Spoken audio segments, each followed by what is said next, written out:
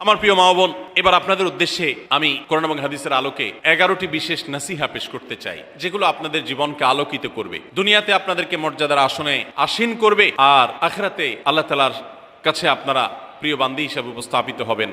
আল্লাহর কাছে আল্লাহর প্রিয় বান্দী হিসাবে উপস্থাপিত হয়ে জান্নাত লাভ করতে পারবেন। এরকম 11টি পরামর্শ বা নাসিহা আপনাদের প্রতি আমার। নাম্বার 1, কোরআন এবং হাদিসের জ্ঞান অর্জন করা। এটা সকল পুরুষ এবং নারী সকলের জন্য ফরজ। কোরআন এবং হাদিসের জ্ঞান অর্জন করা আমাদের জন্য ফরজ। আমরা অনেকেই আছি যারা ইসলামের ফরজ বিধিবিধানগুলো জানি না। আমাদের যেগুলো অবশ্য কর্তব্য সেগুলো আমরা অনেকে জানি না, শুধু নামে মুসলমান। গতানুগতিক কিছু কাজ করি, হাতে গোনা কিছু ইসলামের নামে কাজ করি, বাস মনে করেছি আমি মুসলমান হয়েছি। আপনাকে ঈমান সম্পর্কে জানতে হবে।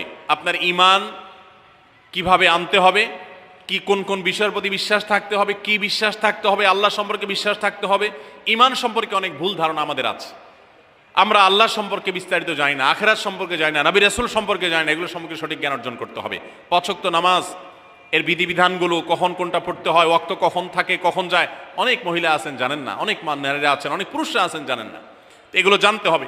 ইসলামকে জানাটা অনেক গুরুত্বপূর্ণ। আর জানার জন্য কোরআনে কারীম বুঝে পড়বেন, হাদিস বুঝে পড়বেন, মাসলা মাসাইলের বই পুস্তক বুঝে পড়বেন ওলামাদের তত্ত্বাবধানে থেকে, এবং কোরআন এবং হাদিস শেখার যত ভালো আয়োজন উদ্যোগ আছে সেগুলোতে শামিল হবেন, জ্ঞান অর্জন করবেন। এটা ইসলামের গুরুত্বপূর্ণ একটা ব্যাপার।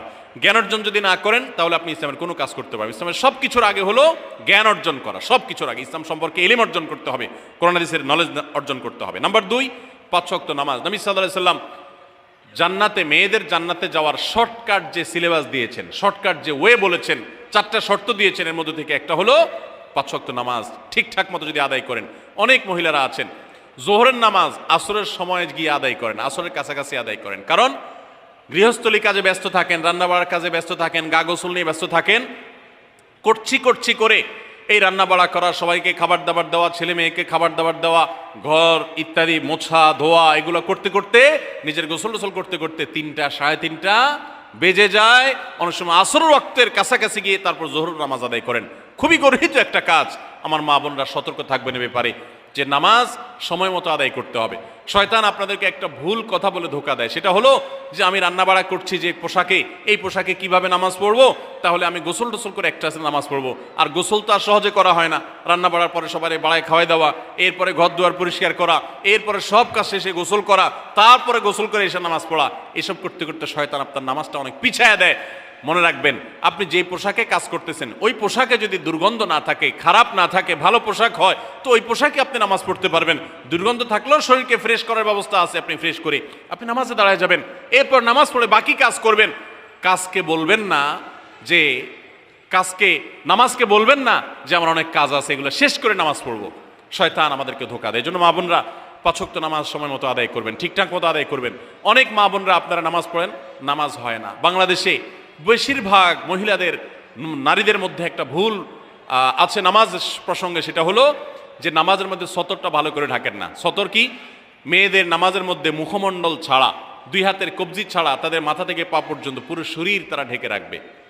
আজকাল নামাজের ওড়না পাওয়া যায়, এই ওড়নাগুলো পড়লে এই মুখমণ্ডল ছাড়া 2 হাত এক সহকারে ঢাকা থাকে, এভাবে ঢেকে রাখতে হবে। আপনি যদি নামাজ পড়েন, আপনার গলা দেখা যায়, আপনার কাঁধের কিছু অংশ দেখা যায়, চুল দেখা যায়, আপনার হাতের কনুই দেখা যায়, তাহলে সেক্ষেত্রে কিন্তু আপনার নামাজ হবে। পুরো নামাজ জুড়ে এরকম খালি থাকে এগুলো, তার নামাজ হবে না।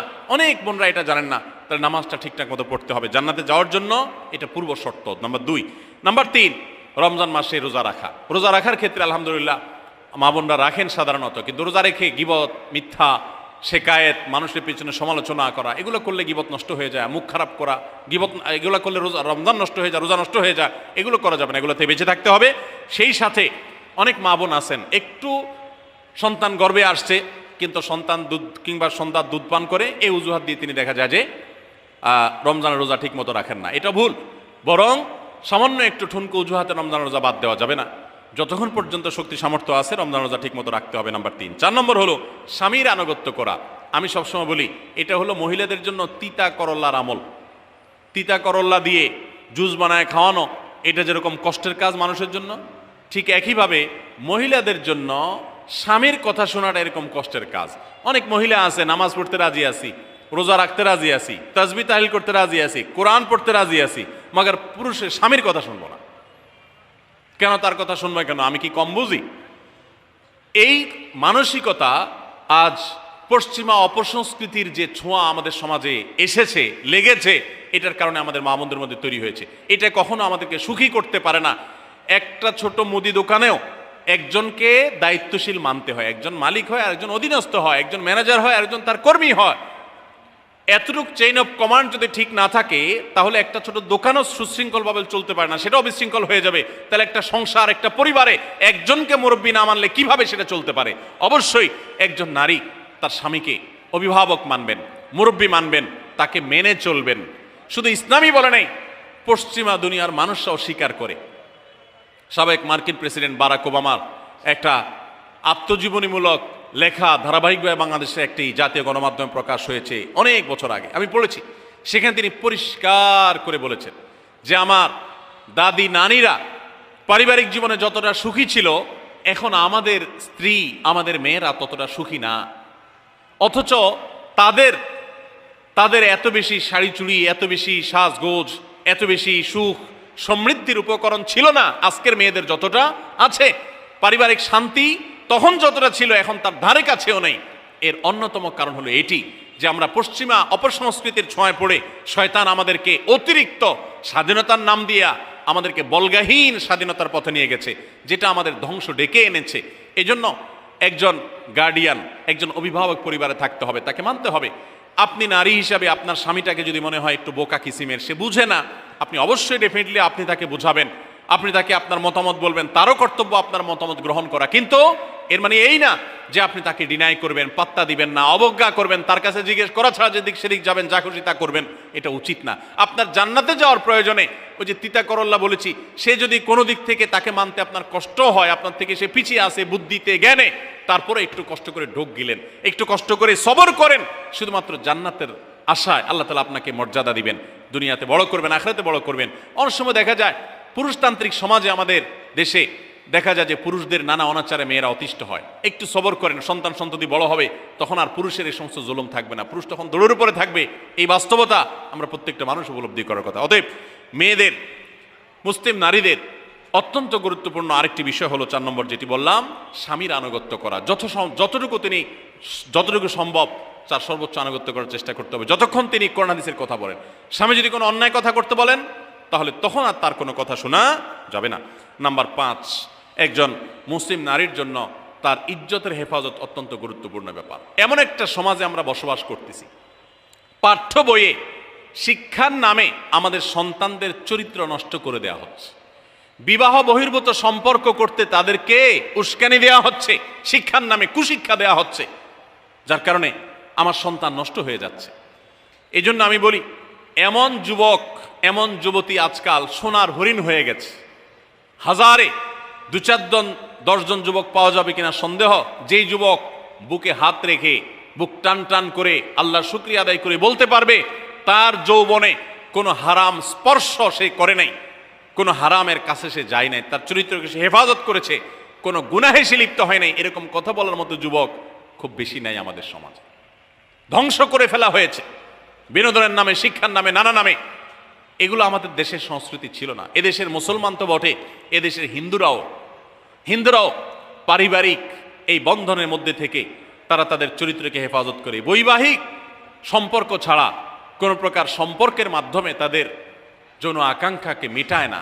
এটা এদেশের মাটির, এদেশের কালচার, এদেশের মানুষের কালচার, এদেশের সকল ধরনের মানুষের কালচার, কিন্তু এদেশের সেই সংস্কৃতিকে ধ্বংস করে দেওয়া হচ্ছে ছোট ছোট বাচ্চাদের বইয়ে এই বিবাহ বহির্ভূত সম্পর্কের কথা বলে। এই জন্য সচ্চরিত্র এখন সোনার হরিণ হয়ে গেছে। নবী সাল্লাল্লাহু আলাইহি সাল্লাম বলেছেন, মাইয়াজমান লি মা বাইনা লিহিয়াইহি ওয়া মা বাইনা রিজলাইহি আদমান লাহুল জান্নাহ। যে ব্যক্তি তার 2 চোয়ালের মাঝখানের অঙ্গ অর্থাৎ মুখ, আর যে ব্যক্তি তার 2 রানের মধ্যবর্তী অঙ্গ, তার লজ্জাস্থানকে হেফাজত করবে, অন্যায় খাতে ব্যবহার করবে না, এটার সংরক্ষণের দায়িত্ব এবং গ্যারান্টি যে ব্যক্তি নিজের ব্যাপারে নিজে নিবে, নবী সাল্লাল্লাহু আলাইহি ওয়াসাল্লাম বলেছেন, আমি তার জন্য জান্নাতের দায়িত্ব নিয়ে নিলাম। যে এটা 2টার দায়িত্ব নিতে পারবে, আমি তার জান্নাতের দায়িত্ব নিলাম। এবং নবী সাল্লাল্লাহু আলাইহি ওয়াসাল্লাম আরো বলেছেন, আকসারু মা ইউদখিলুন নাস আন-নার, মানুষকে সবচেয়ে বেশি জাহান্নামে নিয়ে যায় কোন জিনিসে?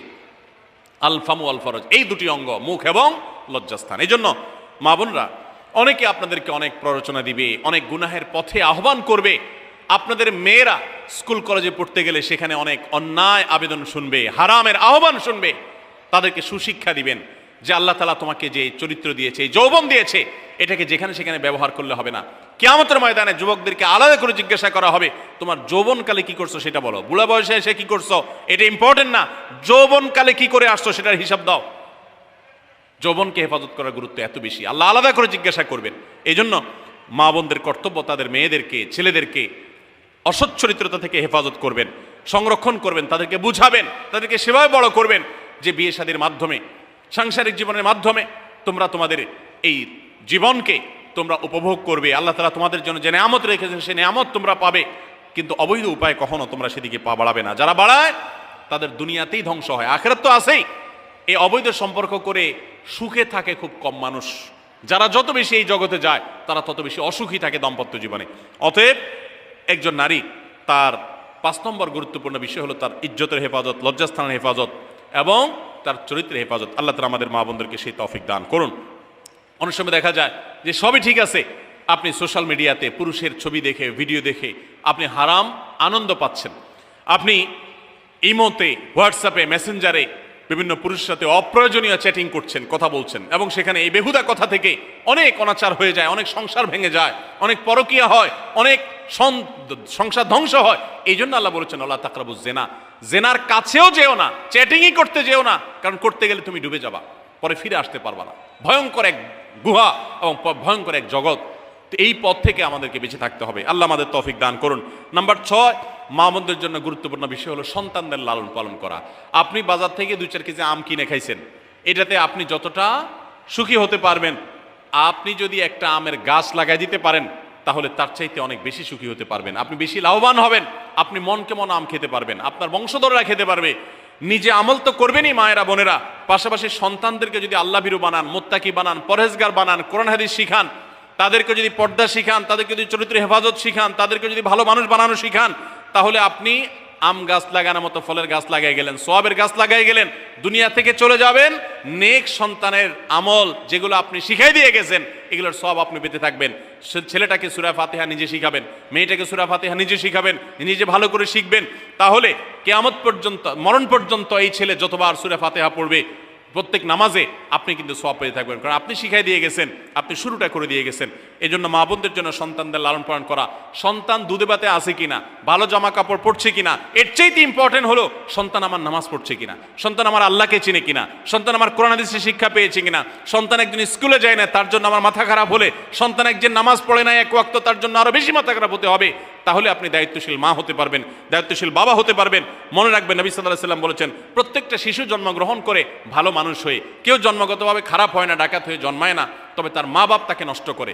কারণ মা বাপ তাকে ঠিক মতো লালন পালন না করে, ভালো পরিবেশ দেয় না, খারাপ ছেলেফেলের সাথে মিশে, তখন সে নষ্ট হয়। এই জন্য আপনার দায়িত্ব সন্তান কার সাথে মিশছে, কোথায় যাচ্ছে, কি করতেছে, মোবাইলে কি দেখছে, সন্তানকে সময় দেন, মোবাইল টিপাটিপি বন্ধ করেন, তাদেরকে নিয়ে বসেন, তাদেরকে কথা শোনান, কোরআন হাদিস পাঠ করে শোনান, তাদেরকে ভালো পরিবেশ দেন, ভালো ফ্যামিলির, দিনদার ফ্যামিলির বাচ্চাদের সাথে তাদেরকে মিশান। ইনশাআল্লাহ আপনি আল্লাহর কাছে এর জন্য উত্তম বিনিময় পাবেন, সওয়াব পাবেন।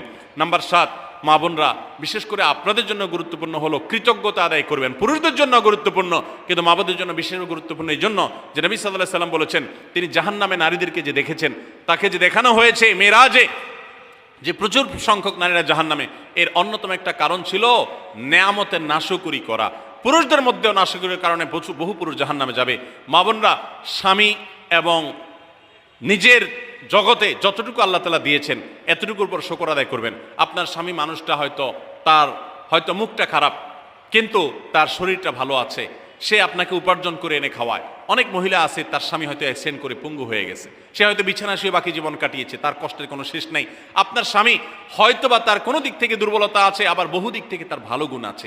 একই কথা পুরুষদের জন্য ইসলাম নির্দেশ করেছে যে তার স্ত্রীর একটা গুণ খারাপ দেখে যদি তার কষ্ট লাগে, তো সে চিন্তা করলে 10টা গুণ ভালো দেখবে, সেটা দেখে শুকর আদায় করা উচিত। এই শুকরিয়া আদায় করা ছাড়া পুরুষ হোক নারী হোক, কে আল্লাহর প্রিয় বান্দা হতে পারবে না। এই জন্য আল্লাহর কাছে শুকরিয়া আদায় করবেন।